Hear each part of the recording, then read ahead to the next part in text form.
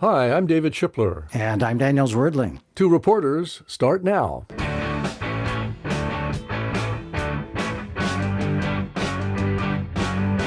Hi, Danny. How you doing? Great, thanks. And here's our mission today. We're going to find out, is President Trump or his allies actually trying to sabotage free and fair elections and make sure that Trump and Republicans keep control? Our guests can help us answer this question better than just about anybody in America. David Becker runs the Nonpartisan Center for Election Innovation and Research. David, we're so glad you're joining us today. Thanks for having me. Great to see you guys. So, David, just to start with the gloom scenario for a moment, there are researchers who've studied authoritarian governments, Stephen Levitsky at Harvard and colleagues, who have been warning that Trump seems to be trying to do what semi-despots have done in countries like Hungary, where democracy has been used to undermine democracy, actually, and have created what they call competitive authoritarian systems, which means there are elections, but the opposition party has little or no chance of gaining power. Do you see that as a goal of the Trump administration? Yeah, I think it's reasonable to look at what's happened over the course of this first, probably around 400 days of the administration, and they're trying to exert unprecedented and unconstitutional influence and perhaps interfere with elections in the United States. We can look at a variety of things. At the very beginning of the administration dismantled the entire cybersecurity apparatus that assisted election officials over the last 8 years that resided in the Department of Homeland Security. And that was to protect elections from outside, electronic digital interference, that kind of thing? Yeah, both attempts to interfere with infrastructure and also disinformation campaigns, which were far more prevalent. That was dismantled almost beginning on day one of the second Trump administration. Shortly thereafter, in late March of 2025, the president executed an executive order on elections that on its face was blatantly unconstitutional, attempted to dictate policy to the states on things like proof of citizenship to register and mail ballot deadlines. A federal judge in Washington, D.C. blocked a push by the Trump administration for voters to show proof of citizenship on the federal voter registration form. This comes after President Trump signed an executive order in March that called for sweeping changes to American elections. For more, I'm joined now by three federal courts, as we sit here, have blocked that pretty much in its entirety. While that was going on, and still to this day, the Department of Justice, at the president's insistence, has been out seeking highly sensitive data on every single American voter in the United States. In September, we told you about the Department of Justice's request for Secretary of State Bob Evnen to hand over Nebraska voter data. He says he plans to do that on Thursday. This list includes data like full names, birth dates, addresses, driver's license numbers, or the last four of Social Security numbers. Those three pieces of information are the holy trinity of identity theft. So what is the purpose of that, as far as you can tell? Well, there's a difference between the stated purpose and the actual purpose. The fact is that the Department of Justice has no congressional authority to seize any of this data. To date, they've sued 29 states and D.C., 5 of them just last week. But the Department of Justice has, like they did in the executive order cases, racked up a perfect record. There have been 3 courts who have heard these cases, and all 3 have ruled against the Department of Justice, including, in the last couple of weeks, a Trump-appointed judge. But what's the goal then of saying to the states, give us those voter rolls? I can't tell you what their goal is, but the only possible goal that I can conceive of is that they are planning to use it to spread disinformation about the quality of the voter list. Like turn it over to their social media geniuses in their 20s to, take all this information and use it to target people with social media, for example, to, blitz them with social media posts that would scare them Again, I don't know. But we know that whether it's Trump posting something on Truth Social at 2 a.m. or whether it's something being posted to the White House account, that they're often spreading lies about our elections. They would like people to think our voter lists are rife with fraud, that there are ineligible people on our voter lists when our voter lists are as accurate and confirmed as ever. They would like us to believe that non-citizens are voting when their own Department of Homeland Security has looked at 50 million voter records and found that 99.98% of them have confirmable, documentable proof of citizenship attached. And the other 0.02% contain a lot of citizens they just didn't have the documents for yet. They would like us to think our voting machines aren't tabulating the ballots correctly, and yet every time those ballots are counted and recounted, even by hand, they confirm the results. So I suspect that this is just going to be used as part of an ongoing disinformation campaign if they got it, and they did get it from about 10 or 11 states that are allied with Trump. But I think this goes to the broader question you asked at the beginning: what was the administration trying to do? And if you look at the dismantling of the cybersecurity effort, you look at the attempts to seize sensitive voter data, you look at the Fulton County raid. Tonight, FBI agents searching the elections office in Fulton County, Georgia, as President Trump orders the Justice Department to investigate his false claim that the 2020 election was stolen. Fulton County officials say the agents, armed with a search warrant, were seizing records related to the 2020 elections, including ballots. Multiple sources are now telling ABC News that Tulsi Gabbard, the director of national intelligence, arranged for agents who searched that office to speak on the phone with President Trump. The president has repeatedly pointed to Fulton County as part of his false claims. It certainly does appear as if they are preparing to sow distrust and spread disinformation about an election that they may believe they're about to lose. And I don't know whether Republicans or Democrats are going to do well in 2026. That's not my job. But it does appear as if the president believes Republicans are not going to do well in 2026, based on everything he's done, including the efforts to pressure states to do mid-decade redistricting to squeeze a few more seats out of the United States House of Representatives. Lawmakers in Texas have approved a new electoral district map that favors the Republican Party. The new map jeopardizes 5 Democratic-held seats while giving Republicans a leg up. So I think it is very likely we're going to see efforts to delegitimize elections. Now, that doesn't necessarily mean there's going to be efforts to avoid or overturn elections. There might be, we don't know. But again, one of the things, I'll probably come back to this theme quite a bit, there is the trying and then there is the succeeding. And one thing we haven't mentioned, Trump gutted the Civil Rights Division, which you used to work with, right, in the Justice Department. Their job was, it's supposed to be to investigate states and counties that interfere with people's voting rights, among other things. They're practically dead. Yeah, I mean, the Civil Rights Division has seen well over half of its lawyers leave. The DOJ as a whole has seen so many experienced lawyers. The DOJ used to be the greatest law firm in the country. It was the place where the best lawyers went to go into public service. I worked with Republicans and Democrats. Nobody gave a damn. I learned so much from so many good lawyers who worked there, people who had been there decades, people who would come along, work alongside me when I got there.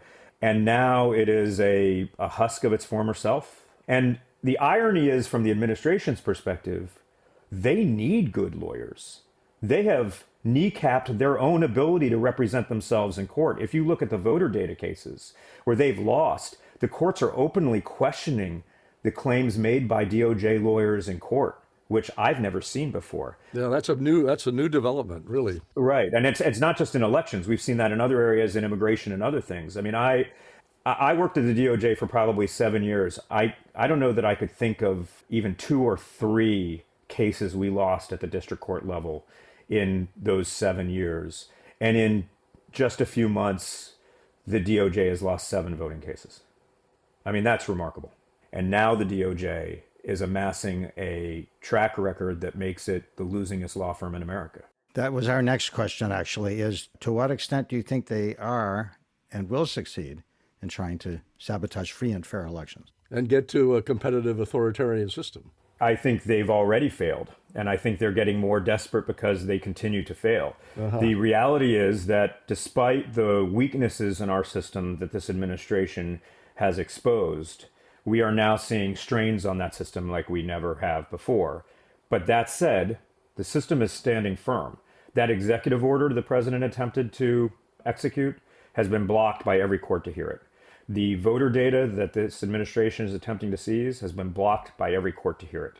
The claims that there are going to be prosecutions and investigations, those have not come about. Of election officials, you mean? Yeah, and election officials are succeeding. I mean, as we sit here talking right now, this week, many important primaries are going to be held, Texas, for instance.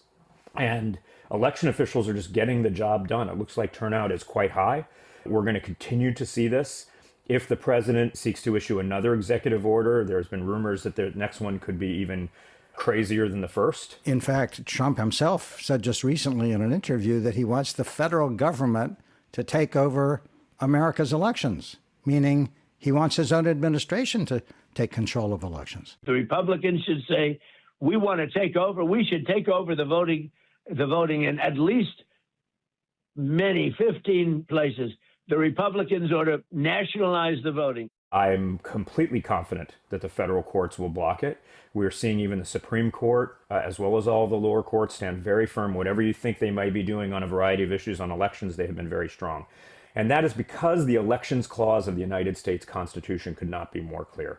The Elections Clause is Article 1, Section 4. Dave, you always have the Constitution right there on your desk. Yeah, here it is. This is Section 4 of Article 1. Article 1 creates the legislative branch. So the first paragraph of Section 4 says, the times, places, and manner of holding elections for senators and representatives shall be prescribed in each state by the legislature thereof, but the Congress, now I'm inserting my explanation, it doesn't say the president can do this. It says, but the Congress may at any time by law make or alter such regulations, except as to the places of choosing senators. Congress has the ability to regulate, but the president has zero power over elections, absent express congressional authority. And while we might have to interpret certain sections of the Constitution sometimes, this is one that is crystal clear. And every single court who has heard this has said, yes, the president has no power to do this. If the president wants to change election policy in the United States, he has one avenue and one avenue only, and that is to go through Congress. But is there a danger that Republican-led states will acquiesce to Trump's demands, even if it's not constitutional? I mean, they could voluntarily provide the information on voter registration, for example. They could voluntarily require voter ID, which some have, and in fact. So even though the Constitution says what it says, and it's obvious that it's clear and the courts would uphold that, isn't there a danger of acquiescence in certain states?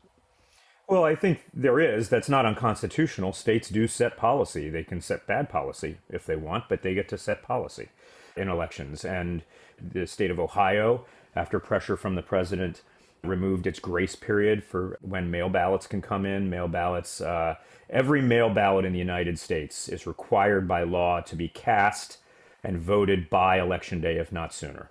However, there are states that say if you've relinquished control of your ballot, put it in the mail, there's a period of time, it's a minority of states, but a period of time where those ballots could be received later. That's currently actually before the United States Supreme Court, but Ohio had a 3-day grace period and they got rid of it. I don't view that as a constitutional crisis at all. That is entirely what we've been dealing with. You've mentioned voter ID, whether you like voter ID or you don't like voter ID. We've had some form of voter ID since the 90s. So it's been around for quite some time. It hasn't been a crisis. That's not to say that certain forms of ID aren't better or worse policy than other forms of ID. Right, because a lot of low-income people especially don't have passports. They don't have driver's licenses. And certainly we see politics played with that. We're seeing that now where where states are saying student IDs can't be used, but other IDs can be, hunting licenses. You know, I think that's clearly being designed to affect the outcomes politically. It always fails when that happens. But, you know, regardless of what happens, if the states are setting policy, that's fine. Now, we're at a point now, as we sit here in March of 2026, 8 months before the November election, where it's effectively too late to change policy in any kind of major way. I mean, states should know that we're going to have a problem if Florida, as they're threatening, considers mid-decade redistricting next month in April, right before a major election. I don't know how they're going to implement that and how the election officials will do all the work that's necessary and how voters will be educated. But I don't view that as a crisis at all when states implement policy. When the president, for the first time in American history, seeks to dictate policy to the states just 8 months before an election, or at any time, that's clearly something that goes well beyond the bounds of the Constitution. But again, it hasn't reached the point of crisis because the courts have repeatedly stopped that. And as to the Republican states and Republican election officials, I work with election officials across party lines all over the country. 4 of the 5 states that were sued last week for voter information were Republican-led states. Well, the Department of Justice is suing the Bluegrass state for failure to produce full voter registration lists. As of now, the Justice Department is suing 29 states and the District of Columbia. According to the Attorney General Pamela Bondi, accurate and well-maintained voter rolls are essential to election integrity, adding that the lawsuits reflect the department's commitment to transparency and secure elections. Officials So the Republicans were resisting. Yeah. No, this is really interesting, David, because you do go around the country meeting with election officials. Let's talk about that, because I think a lot of people are worried that, MAGA people or deniers or highly partisan people have kind of infiltrated the systems in the counties and the states of counting and certifying votes. Tell us what you're finding in that regard. And researchers, let me just add, researchers at other nonpartisan groups like yours, David, have said that election deniers have been installed on the election boards overseeing elections in a couple dozen states. Well, I mean, that's true. There are some election deniers and election conspiracy theorists in a variety of board positions, but they largely don't have power to actually regulate elections. In Georgia, for instance, the boards have very little power whatsoever. After over 5 years of constant conspiracy theories being led by the former and now current president of the United States and his allies, all of which have been debunked repeatedly, the number of election officials who have actually succumbed and allowed themselves to be corrupted by these conspiracy theories, I can count on one hand. There's Tina Peters, the famous case out of Mesa County in Grand Junction, Colorado. She's in jail right now, isn't she? She's in jail right now, yes. She was convicted of several state crimes, including identity theft, to steal publicly held and protected system information from voting systems. But there are still checks and balances in place. I mean, it's remarkable. We rely upon a system, a decentralized system in any given major federal election. We are not holding one election. We're holding 10,000 little elections all over the country. Yeah, that's a great point. Yeah. I cannot even begin to tell you. If you think about any profession. I mean, I'm a lawyer. What percentage of that profession do you think might act in bad faith or be corruptible? I mean, lawyers, that's probably not fair. The number might be high. David, there are jokes about that, so maybe that's not a great example. Yeah, but amongst election officials, there's not. I mean, go and, again, volunteer to be a poll worker. Meet your local election official. And I work with people who are deeply, deeply conservative and people who are deeply, deeply liberal. And the idea amongst any of them that they would want an ineligible voter voting or that they would want to disenfranchise an otherwise eligible voter is foreign to them. They just recoil at that idea. Whatever your politics are, think about the opposite. And election officials who believe in those politics, they are just as diligent, as disciplined, as committed to giving a vote to their voters as anybody. And again, if you doubt me, go and volunteer and find out, because you will see how these people are ultimately doing a job that is very hard. The election officials of this country in 2020 managed the highest turnout election in American history in the middle of a global pandemic when many of them were getting sick. Some were dying. And their work withstood more scrutiny than any election in world history. And they have been attacked over and over and over again. And we don't even celebrate them for that. Are they scared? Do you find people who have a certain fear? Yeah. No, this is well documented. The election officials have been hunted by some in the last 5+ years. Look, I mean, the members of the cabinet, the president of the United States, are disparaging election officials almost daily, in some cases by name. And when that happens, it puts a bullseye on them. In 2021, my organization founded something called the Election Official Legal Defense Network, which was the brainchild of former Obama White House counsel Bob Bauer and former George W. Bush and Mitt Romney counsel Ben Ginsburg.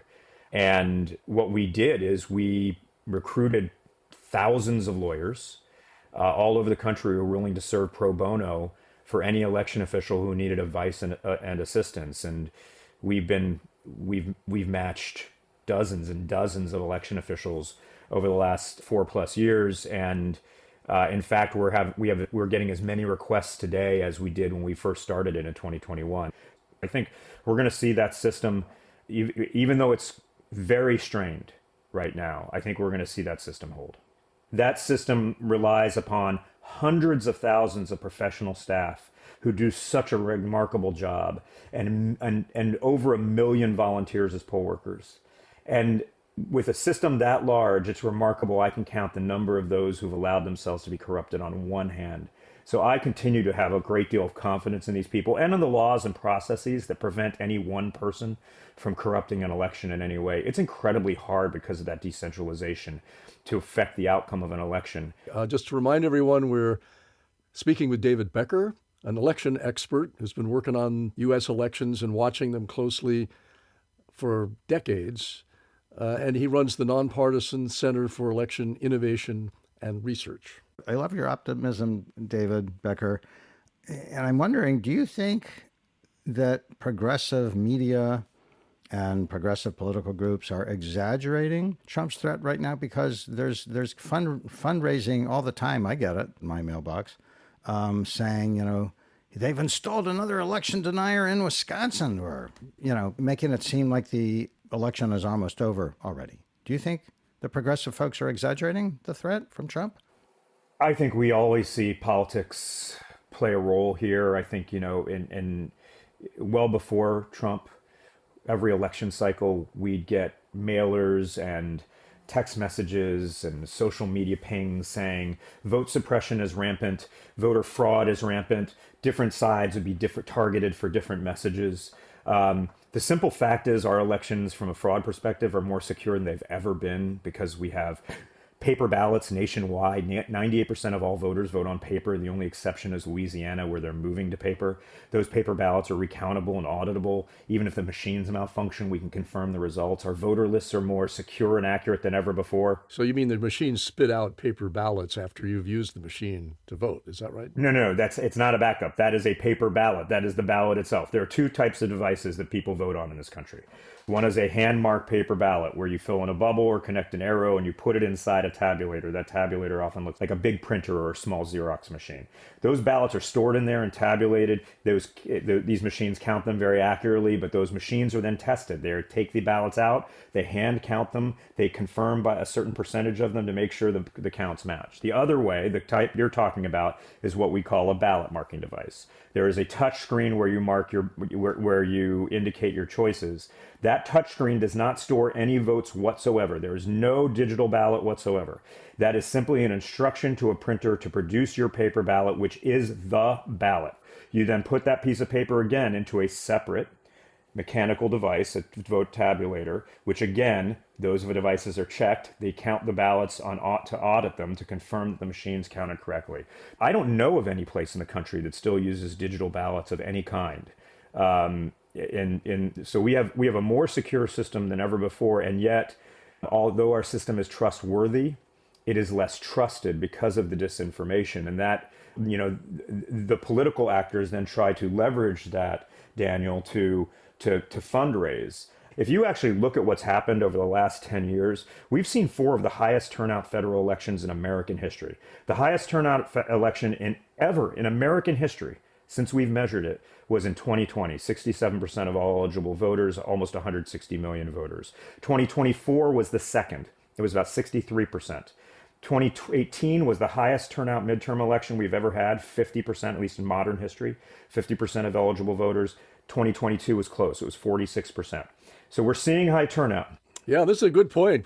Yeah, because if people disbelieved in elections, they wouldn't bother, would they? And it's the simple reality is it's easier to register today than at any time ever in American history. And so I think the message we should be telling people is if you're not sure about voting, try it out. It's probably going to be easy. Well over 90% of all voters wait in line less than 30 minutes when they show up to vote, regardless of when they go. Look, can I go back? You talked about the diversity of the authorities and the election officials all over the country, and the relatively few deniers who've gained positions. But I have a couple of questions about that. Number one, there are actually very few contested seats in Congress. Most House seats, the vast majority of House seats, are from a district where either the Republicans or the Democrats have pretty much of a lock on which way the election goes. That's true in most states. There are a few battleground states. So my one question is, are the people who are likely, perhaps, to somehow manipulate the count, is there any way of knowing the extent to which those folks are in these swing districts, these battleground states? So I would just first suggest there are so many checks and balances and redundancies and transparencies that it is effectively impossible to manipulate the count. I don't care who you are. I don't care if you're the county clerk of a particular area. It's just we have paper ballots. We have reconciliation of those ballots back to the voter list to make sure that we know who voted and how it was done. You can't print up ballots that are just from scratch.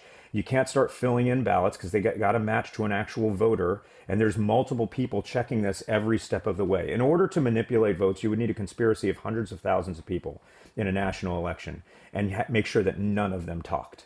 It's effectively impossible. One of the great ironies about all of the conspiracy theories that come from the extreme right now is that at the core of these conspiracy theories is the idea that somehow in 2020, the Democrats being out of power,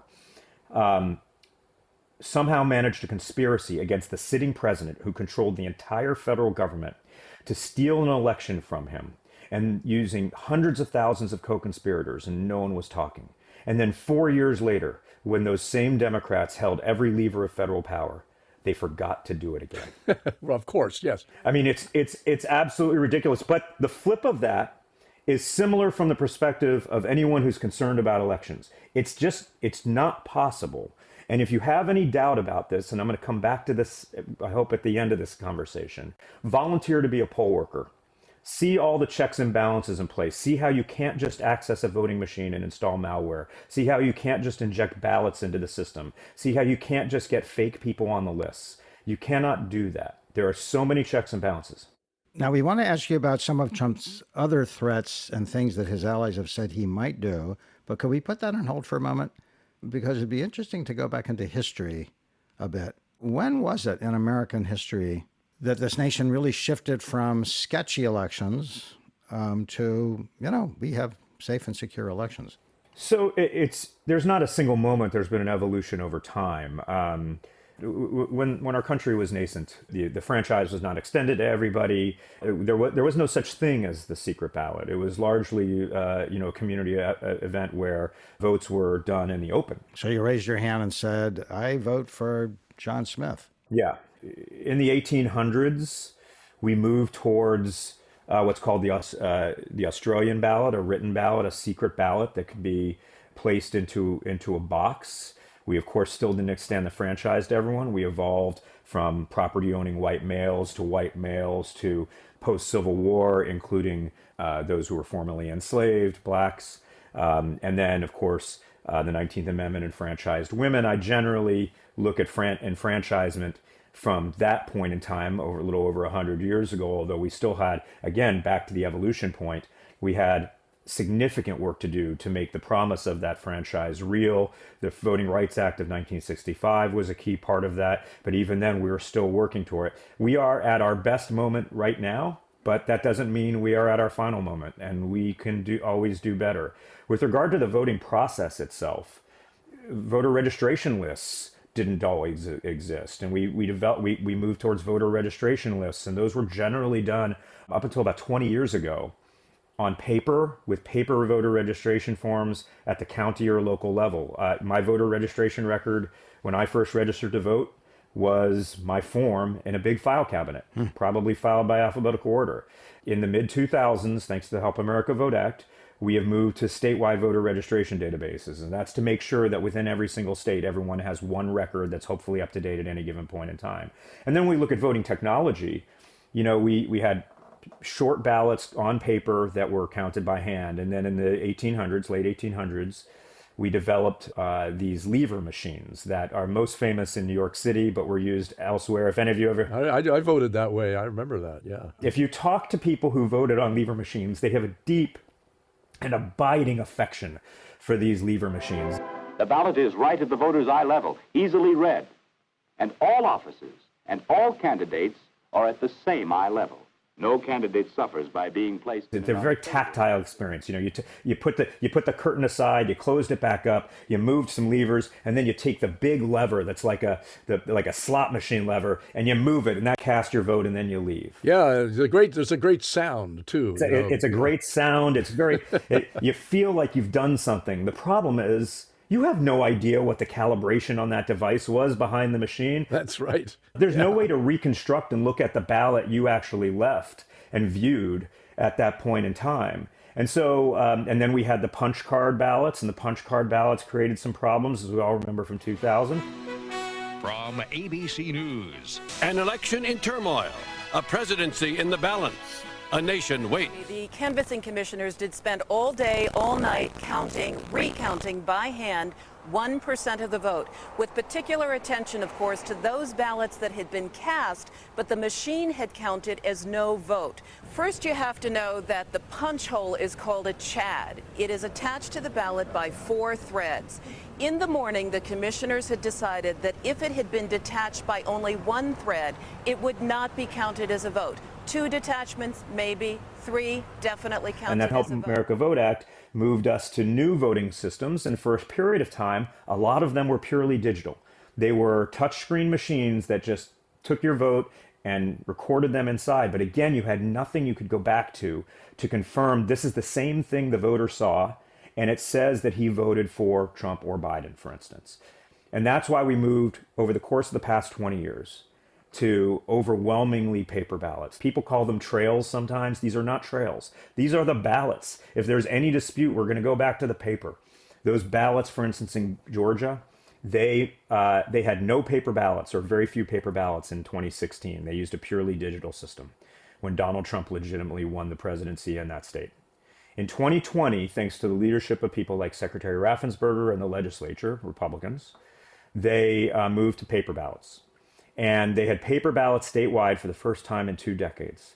And those paper ballots in Georgia were counted 3 times, 3 different ways, once entirely by hand. Thanks to that paper, they could literally say, this is a Trump ballot, this is a Biden ballot, and confirm the results. Every single count confirmed the results and was supervised by campaign observers, et cetera. So that's the evolution. That's where we are now. Which is kind of remarkable in the sense that the modern system of voting has evolved really only over the past few decades. It's not like 100 years old. Again, we're as trustworthy as we've ever been. Our voter lists are more accurate. Our ballots themselves are more confirmable and verifiable and recountable and auditable. And we'll probably see some other improvements over the course of the next several decades that make it even more so. So where are the vulnerable points? From the viewpoint of the Trump administration, one that occurs to me because it's been a subject of a lot of speculation is suppression of turnout by intimidation. So the notion that the administration might station ICE agents near polling places that have high percentages of immigrants. And of course, people are afraid, even if they're here as citizens and they're eligible to vote, they might be afraid to come and cast their ballots. That's one particular idea. Where are the pressure points and the vulnerabilities did you see? There's one major vulnerability. I want everyone listening to this podcast to walk up to a mirror and look at it. That's the major vulnerability. What's inside your head, your brain. The reality is every election for as long as I can remember, there's talk about how one party or one candidate is going to have observers at the polls, or they're going to have lawyers at the polls. They're going to be making sure there's no fraud or anything like that. And to this day, and I've been involved with, I can't even count how many elections at this point, it's never materialized. ICE is not going to be at every polling place. ICE doesn't have the ability to surge beyond one major metropolitan area at a time right now. They are not going to stop you from voting. In fact, isn't that one of the goals of a lot of this talk, especially by Trump and his allies, to sow fear so that a lot of people who would probably have voted would say, this election, he's going to steal it anyway. I'm going to stay home. I'm just going to absolutely say yes. The easiest way to suppress a vote is to get someone to self-suppress, particularly in a midterm. A midterm election, as I mentioned, the highest turnout we've ever had is 50%. 1 out of every 2 eligible voters participated in the 2018 midterm election, which means that in almost every midterm election, the majority of people default to not voting. And if you tell people who are already defaulting to not voting that it's going to be hard, it's going to be unsafe, it's going to be dangerous, they're going to have to wait in a long line, that they might get to the front and find their name has been purged from the voter list, that their vote doesn't matter because it's rigged, all of those things will work on people to get them not to vote. And that's coming from both ends of the political spectrum, isn't it? The right and the left. Oh, I think both sides do this. I mean, the left has said things about voter suppression that I think have likely depressed voter turnout. There was a study about the Georgia Senate runoff in early 2021 after President Trump lost the 2020 election, where, of course, in early January, there was the runoff in the Senate race. And there is a really interesting study, I think, from the University of Georgia that confirms voter turnout declined more greatly amongst Republicans than it did Democrats. Because remember, the messages at that point were this election is all rigged, you can't trust the outcome. And those that had lost that last election turned out at lower rates. And so it's really important for people to understand the single most effective person at keeping you from voting is that person you're looking at in the mirror. But can we talk about Trump again? Because a few months ago, one of his close friends and advisors predicted that Trump might declare a national emergency and mess with elections. Listen to her, Cleta Mitchell. The president's authority is limited, except that where there is a threat to the national sovereignty of the United States, then I think maybe the president is thinking that he will exercise some emergency powers to protect the federal elections going forward. And in just the past few weeks, some of Trump's allies floated a draft of an executive order which would try to accomplish this, and partly by declaring that a foreign power was interfering with the elections. In other words, foreign interference. And so the president would declare a national emergency. And, he's dismantled the agency that was screening for this kind of problem. Yeah, David Becker, as you said earlier. A reporter asked Trump about this draft, and he shrugged it off. Are you considering a national emergency? Are you considering a national emergency around the midterm election? Who told you that? You can barely hear Trump answer, but he says, who told you that? There's been reporting that there's an executive order, proposed executive order about this. Are you looking at that? Are you considering that? And then he says, no. But there's more. Just a few hours after Trump posted on his social network that the U.S. military was bombing Iran, he also posted this message, quote, Iran tried to interfere in the 2020-2024 elections to stop Trump and now faces renewed war with the United States, unquote. In other words, he's talking about foreign interference there. Which kind of jives with that draft executive order. And in addition to all that, Trump said in an interview not long ago that he regrets that he did not order the National Guard to seize voting machines in the previous election. I mean, David Becker, don't you toss and turn a little bit at night thinking Trump might actually do something crazy like this and declare a national emergency, and then all bets are off? I don't toss and turn, but I do get to work. Look, I think it's unfortunate that we have to face the prospect, some which are just blatantly unconstitutional, that the president might try to do something. And I can tell you that I and others, my organization and others, are working very hard to prepare election officials for any possible thing that could happen. But I also think the more desperate that these claims are, the more it indicates how few options the president has. The president can sign an executive order that says there's an emergency and seizes power over elections, but that executive order will have about as much legal effect as if I wrote the same thing out on a napkin and crayon.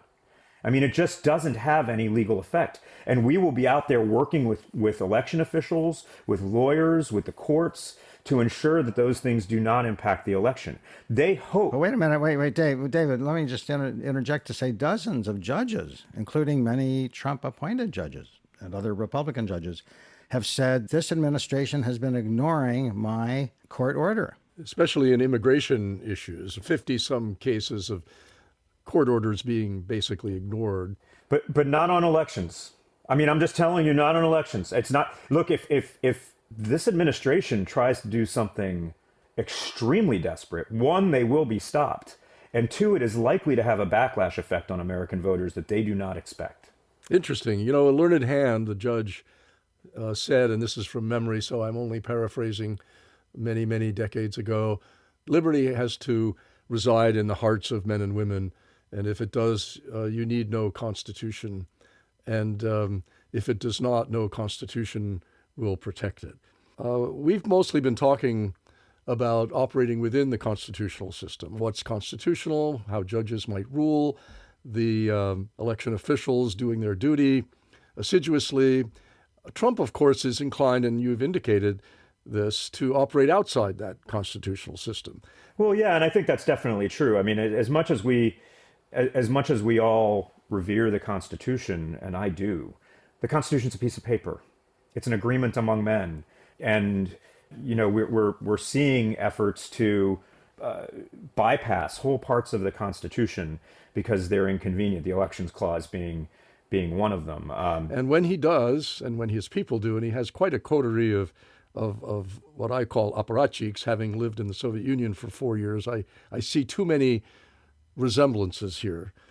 Quite a large group of people in his administration and elsewhere who are going along with a lot of these things. When he operates outside the constitutional system, then you get a whole different dynamic. You get a dynamic of threats, fear, acquiescence, preemptive acquiescence. You get all kinds of things that are happening in various elements of the elite in this country, in the media, in law firms, some law firms, in corporations. Universities. Not all of his actions are being challenged with a cohesive resistance.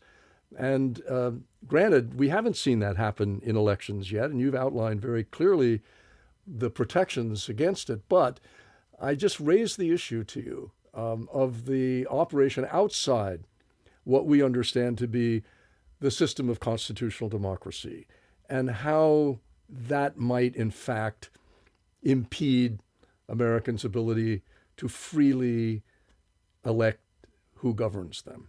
I mean, I think as much as I have confidence in the Constitution, I have confidence even more so in the American people and our decentralized system. If you recall when President Trump made his comment about nationalizing elections a few weeks ago, basically every Republican in the Senate and the House and election official in the country was asked by reporters, what do you think of this idea? And it confirmed that the number of people that might think that the nationalizing elections in the United States is a good idea might be one. Trump. Granted, he sits behind the resolute desk in the Oval Office, but it is one. Senator Thune, the majority leader, said no. Every single Republican Secretary of State in the states that runs elections said, no, we don't need that. Even the most conservative. I believe in the American people, regardless of party, that, even though some have gone along with some of the things in this administration that I personally disagree with, I think elections are the third rail. And I think if he tries to influence these elections in any way outside of what we've seen so far, which, let's be honest, has been pretty sad and desperate. Yeah, but Trump and his people are pretty ruthless. And when you corner ruthless people, they often become more ruthless. Are they going to order troops to the polling places? I would say no. Well, you would say no, and let's hope you're right. Let's be very clear. People should look up 18 U.S.C. 592. It is a federal crime, as well as state crimes in many cases, for anyone, not just the president, anyone within the chain of command, to order troops or armed men to be at any voting location, which clearly encompasses people like ICE and others. It is not going to happen. The people who want to interfere with our elections, the people who are scared of the will of the voters, desperately want us to believe that that could happen. They want us to believe that we are putting our safety at risk by doing something so simple as to cast a ballot. But remember, we are in control of our ballot. In almost every state, you can choose exactly when and where you want to vote because you have early voting options. In the vast majority of states, you can choose to vote at home and return a mail ballot if you want without any excuse. And he can sign an executive order, but if he can't enforce it, the states aren't going to recognize it, the courts are going to block it, and we're not going to get troops or armed people at polling places preventing people from voting. They want us to think that, and it's not going to happen. You know, sometimes I think voters or Americans generally are having sand thrown in their faces by the administration. So many different things are happening, so much at the same time. It's really difficult to discern what's important and what isn't. And I think, David, you've given us a really good picture of what's important and what isn't. I feel a lot better actually after this discussion, and that is not usually what happens when we do a podcast, I tell you. Yeah, I know. I get it. The question I get all the time is, what can I do about this? And there's some really basic things. Register if you're not already, and check your registration on your state website regularly to make sure it's all up to date. Definitely vote. Volunteer to be a poll worker. And I'm really encouraging people, go out and recruit 10, 20, 50 voters that you're not sure are going to vote. Go talk to your friends in other states, not just in your communities. Find people who might not vote in the same way as you and recruit them and overwhelm the darkness with joy. Our elections are a celebration of our democracy. Every 2 years, we all get the opportunity to go out and give a performance assessment on those who are in their jobs. And it is one of the most incredible parts of our American experience. And we should all be embracing that celebration of democracy. We will be able to vote. Our votes will be counted properly. It's going to take more work than ever before. I don't want to say it's going to be easy. We are facing threats and challenges that we have never experienced before, and that's what I do every day. But it's going to work, and it's going to work better the more people who show up to vote and hopefully break every record for turnout that we've ever seen in a midterm election.